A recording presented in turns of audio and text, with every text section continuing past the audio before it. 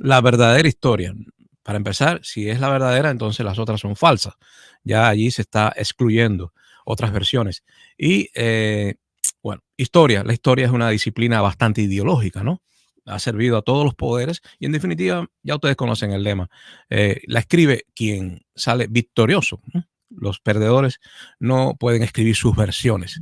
Así que la historia de Cuba, aunque corta y turbulenta, pues yo creo que todavía no la conocemos porque la disputa continúa y los que llegan al poder pues vuelven a cambiar todo lo que se había avanzado en el discurso ideológico. No quiere decir que lo que se había dicho era totalmente la historia, sino una parte parcial, una parte se extrae lo que le conviene al grupo que está políticamente organizado en el poder y la otra eh, se disimula y se engrandece lo que no es meritorio, pues ese es el tema de hoy, Cabero. El tema de hoy es eh, la verdadera historia del problema cubano. Para mí, la verdadera historia, para mí, obviamente, eh, está en el desprecio por el sentido comunitario, sobre todo por el sentido público de la política. Desde los tiempos de la decadencia del Imperio Español, pues se enraizó en nosotros esto y tiene bastantes orígenes más antiguos, obviamente. La picaresca, pues es un exceso de sentido de la realidad, un exceso de pragmatismo, y eso se vino a ser muy fuerte, sobre todo con las teorías del Estado moderno, sobre todo Maquiavelo, que decía que no importaban los medios, el fin del Estado está por encima de los derechos humanos, la razón de Estado justifica cualquier cosa inmoral que el príncipe pueda hacer para conservar el poder legítimo. Esto no tiene nada que ver con el poder legítimo dado por Dios, que en la Edad Media se decía que el rey prácticamente era elegido por Dios, o sencillamente habían dos versiones que Dios asistía al rey, ya que era el que estaba allí, pues Dios de alguna forma influía en los acontecimientos humanos. Maquiavelo dice que lo importante es que el príncipe conserve el poder que él ganó y traza algunas rutas bastante amorales, no son inmorales, pero sí amorales, y por eso a Mussolini le encantó el príncipe de Maquiavelo, le encantó. La verdad, si usted observa hoy la potencia hispana que tenemos para poder observar y estudiar el fenómeno de la moralidad pública, que es España. Lo siento por los que admiran el modelo español y lo bien que le ha ido después de la transición, incorporándose a ese mercado y a ese mundo político de la Europa. Siempre se dijo, el problema es España, la solución es Europa. Yo no creo en eso, pero se dijo y funcionó. Los europeos, pues ahí están con su proyecto imperial alemán. Alemania es el centro y España subordinada a Alemania y a Estados Unidos. Hay quien dice que no, que España es muy soberana. Bueno, soberana en algunas cosas. La clase pudiente sigue siendo soberana y corrupta, y corrupta. Recuerden que el Partido Popular, y no estoy hablando que la derecha sea la única corrupta, ya saben ustedes que América Latina pues hubo una década perdida gracias a que los gobiernos populares de izquierda se lo robaban todo. Lo único que hacen los gobiernos de América Latina cuando son de izquierda y llegan al poder, lo único que hacen, que para empezar no transforman el sistema, no transforman las estructuras, así que la revolución es bastante limitada. Los grupos políticos de la izquierda latinoamericana, cuando llegan al poder, cuando conquistan el Estado liberal burgués, pues lo dejan intacto, simplemente hacen las modificaciones necesarias para endeudar más al país. Eso es lo que hacen. Bueno, cuando tienen suerte esos gobiernos y el precio de las exportaciones de materias primas está bueno, pues exportan petróleo, exportan cobre, exportan lo que pueden de la tierra, son extractivistas y también endeudan mucho. ¿Por qué endeudan mucho? Porque hay ciertas empresas multinacionales que simpatizan mucho, por razones obviamente económicas, simpatizan mucho con estos gobiernos socialistas, vamos a decirle así para que se entienda en nuestra lengua común, gobiernos socialistas con muchos derechos para los desposeídos a costa de la deuda nacional. La deuda, todo el mundo sabe que también ayudan a a las grandes corporaciones en América Latina, ya regreso a España, las grandes corporaciones del agro, y ahí tenemos el caso de Argentina y de Brasil, y en todas partes, pues la izquierda lo que quiere es ayudar a las grandes empresas y endeudarse porque es muy fácil repartir lo que no se tiene. Y lo que no se tiene, pues viene de una promesa de pago futuro. ¿Quién es a qué joya se le ofrece, qué prenda, qué hipoteca se le ofrece a los préstamos de los banqueros internacionales? Pues se le ofrece el pueblo. El Estado-nación tiene siempre que resolver el problema pagando, pasando la deuda, pasando la carga del endeudamiento, pues a las próximas generaciones. Por eso que a Cuba quizá no se le pueda prestar mucho dinero porque es un país envejecido y las próximas generaciones van a ser una menor garantía de pago. Obviamente un país con muchos niños como Nicaragua, que tiene una juventud que tiene un futuro como trabajadora para pagar la deuda, obviamente se le van a otorgar más créditos que a Cuba. Un país envejecido donde el destino de esos ancianos ciudadanos será la muerte, será el sepulcro, pues no estimula a nadie a darle grandes préstamos, ¿no?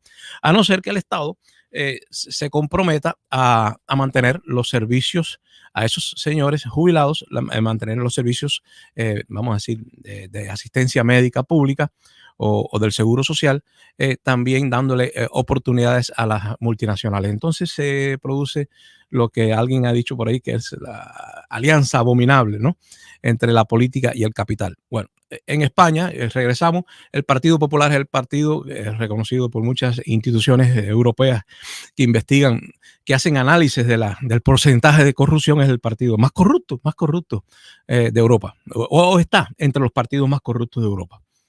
No voy a ser estricto, está entre los grupos de los partidos más corruptos de Europa.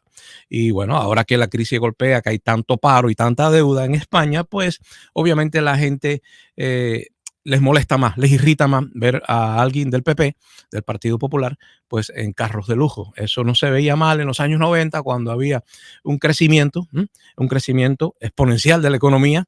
Y ahora se ve muy mal porque ahora hay una crisis, y en las crisis es más escandaloso el gusto por el lujo de los partidos políticos. Le hablo de España porque de allí vienen nuestras raíces sociológicas.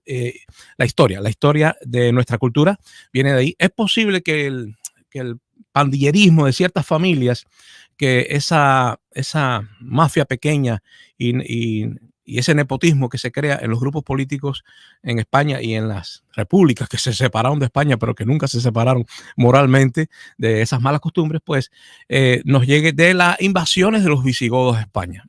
Parece ser que no viene de la costumbre del derecho romano, no, viene de los visigodos, que tenían esta costumbre de centralizar el poder y con algunos pocos asociados, pues simplemente luchar porque que el poder del Estado completo se viese representado por el éxito o se viese rechazado por el fracaso de esa élite. O sea, una concentración de fuerza y de medir el éxito o el fracaso de esa élite para juzgar el destino de una nación. Si le va bien a la élite, pues el país está bien.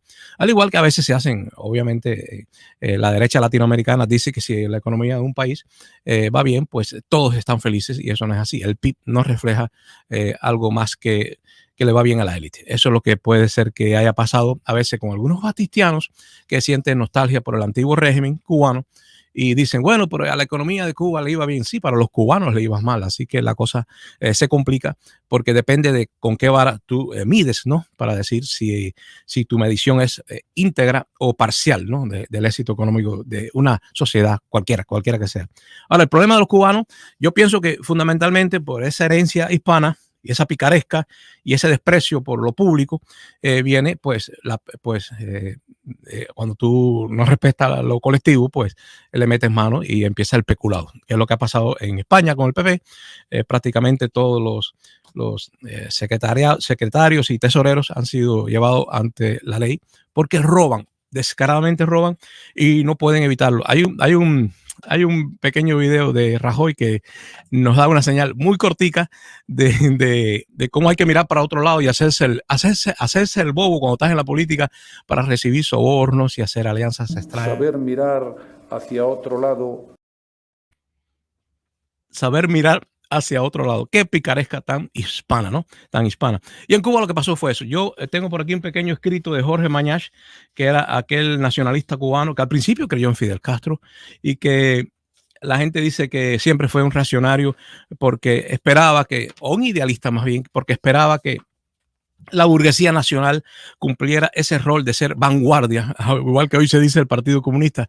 Jorge Mañach, sus acusadores le dicen, tú lo que querías, Mañach, era que la burguesía fuese vanguardia iluminada de la nación cubana. Y de alguna forma yo pienso que hubiera sido muy bueno para Cuba que su burguesía fuese nacionalista, obviamente, pero salvo dos o tres quejas egoístas y de lógica empresarial que hacía que en los años 50, sobre todo, se enojaran los pequeños empresarios cubanos cuando veían la penetración e infiltración de sus mercados por empresas norteamericanas. Había un rechazo y quizá algunas personas ingenuas como Jorge Mañach interpretaron ese rechazo al extranjero, empresario extranjero que te hacía una competencia desleal. Pues quizá estos líderes del pensamiento cubano como Jorge Mañach se imaginaron que era un nacionalismo puro y no era realmente un nacionalismo puro, era una razón mezquina de mercado. Si un pequeño empresario cubano se molestaba porque llegaba un gran almacén de productos norteamericanos y vendía más barato y hacía colapsar y quebrar cientos de tiendecitas pequeñas de barrio en Cuba, eso no quería decir que ese empresario enojado contra los norteamericanos y su competencia desleal apoyado por los corruptos de Cuba, pues eso no quiere decir que fuese nacionalista esos empresarios. Y Jorge Mañach se hizo el idealismo, pensó que la burguesía cubana iba a apoyar incluso la revolución, por eso que la apoya a Fidel Castro. Al principio, al final muere en el exilio, como casi todo el mundo, como casi todos los del frente del Escambray, que ya ustedes saben que en el Escambray hubo otro frente, que no era la Sierra Maestra, y el Escambray está más vinculado a los que atacaron el Palacio Presidencial, la emisora de Radio Reloj. Entre ellos estaba el hermano de Eloy Gutiérrez Menoyo, Carlos Gutiérrez Menoyo, murió en ese asalto, y por eso que quizá motivado se fue al Escambray. Eloy Gutiérrez Menoyo, y bueno, ahí está el segundo frente al que está vinculado Maslesny, por cierto. Maslesny, que todavía está vivo entre nosotros aquí en Miami, se fue de Cuba en el 61, pero bueno, ese no era el tema de hoy, me descarrié en el Escambray. Estoy en lo que dice en París de mayo de 1958, en plena dictadura. Mañach está en el exilio, él es un nacionalista que sus enemigos le dicen que es demasiado cercano al ABC, que era un grupo totalmente terrorista del nacionalismo cubano. O sea, el ABC era nacionalista, era patriota, era terrorista, como era todo el mundo en la época. El 26 de julio se pudiera decir que era terrorista si nos enmarcamos en otro modo y en otro espacio, ¿no? Pero si somos justos, en esa época todo el mundo creía que la lucha revolucionaria estaba justificada, y esto viene desde el 33, inspirado por los acontecimientos en México, en España con la República del 31. O sea, todo esto hacía la generación nueva cubana ante la vieja clase ya envejecida en el poder de liberales y conservadores, mambises, patriotas de la guerra de independencia, como Machado, que era un patriota en su juventud, y que para los jóvenes de la generación del 30 eran simplemente viejos que no sabían salir de ese bipartidismo, liberalismo y conservadurismo, y que no entendían los retos y necesidades del Estado moderno y de los nuevos contratos sociales a partir de la lucha entre la izquierda y la derecha, y visiones más modernas también de la socialdemocracia, que finalmente terminó en algo así como la Constitución del 40. Pero bueno, voy al artículo que él escribe en el 58, Mañach, desde París, en mayo del 58, dice, pero aquí no empieza. Dice Mañach, desde hace 6 años Cuba, se refiere a la dictadura de Fulgencio Batista. Desde hace 6 años Cuba es una de las llagas de América, no una herida solamente, una llaga con todo lo que de pertinaz, quemante y sórdido tiene esos estragos en carne viva, así sea la carne de un pueblo. Ha corrido la sangre en la hermosa isla antillana. De tiempo en tiempo ha parecido estancarse, tomando entonces la herida una cariz de recuperación, pero en realidad todavía purulento. Luego la sangre otra vez, en incesantes alternativas de ícono siniestro y de coraje desesperado hasta la épica gallardía. El mundo se ha enterado solo vagamente de esa tragedia, por lo menos en la prensa europea, cuyos lectores la miran como uno de los tantos episodios del largo aprendizaje de la gobernación y de la libertad en la América hispana. Pero los periódicos de esas tierras más próximas, se refiere a América Latina, que han seguido la tragedia de Cuba con el interés solidario de los destinos afines, a menos que otra solidaridad, la torva de la dictadura, no haya vedado las noticias. En los Estados Unidos, por lo general, o sea, América Latina sí observaba de cerca la dictadura sangrienta de Fulgencio Batista. Sangrienta, estemos claros de eso. En los Estados Unidos, por lo general, tan distraídos de las convulsiones del resto meridional del hemisferio, el largo conflicto de la isla vecina ha tenido intensa resonancia, sobre todo desde que figura destacadamente en él la figura, repite figura, juvenil y audaz de Fidel Castro, que ha captado la imaginación de los reporteros norteamericanos y aún las simpatías de algunos órganos de opinión tan importantes como el New York Times.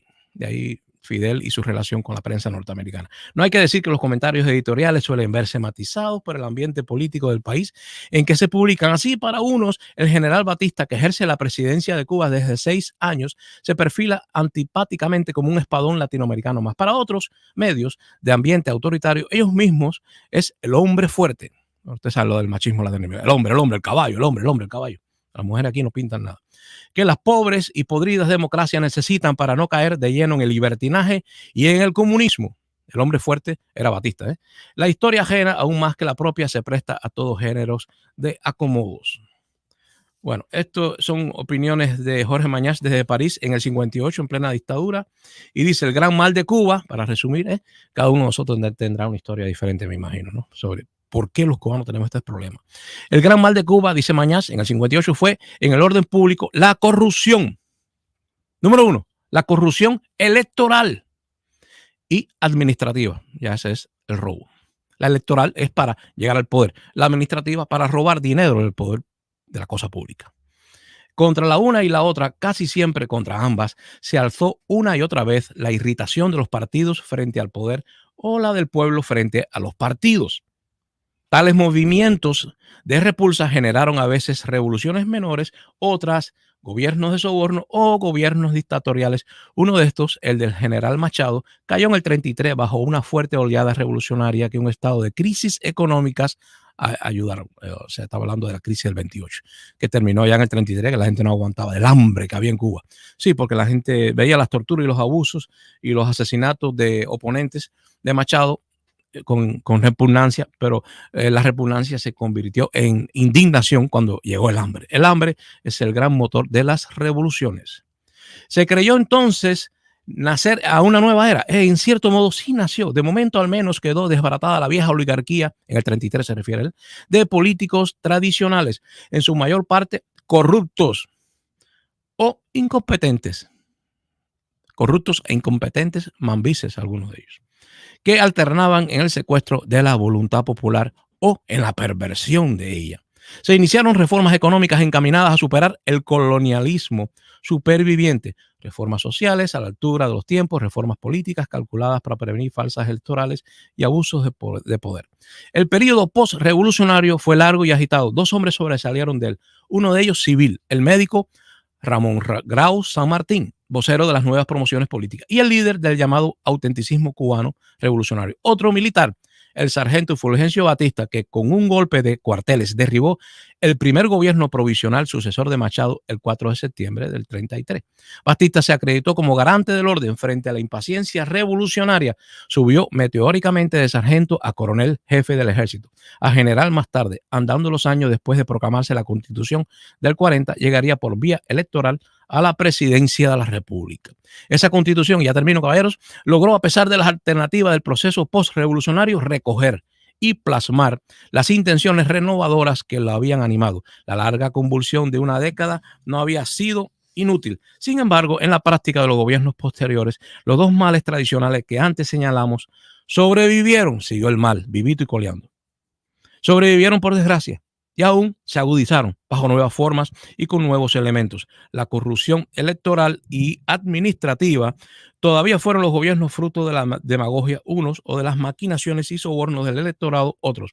Todavía la gestión de ellos se vio cundida de escandalosa venalidad. Bueno, es bastante largo el artículo, pero es la queja de Mañach de un nacionalismo neutro, no de izquierda ni de derecha, tratando de entender por qué la corrupción y la corrupción electoral y administrativa, que es donde ya se empieza a tomar dinero de todos para beneficio propio, pues es el gran mal de nosotros. Y yo digo que ante eso el cinismo sería el resultado. Cuando la gente se pone cínica y no cree en nada, es la etapa más peligrosa donde se admite que se violen los derechos humanos y que la política sea cosa de los de arriba. Todos son iguales. Cuando usted oye un pueblo que dice todos son iguales y ese pueblo entonces renuncia a la participación en la política, pues la cosa se complica, se pone peor. Desdichadamente, la vida es lucha y tiene que haber lucha siempre.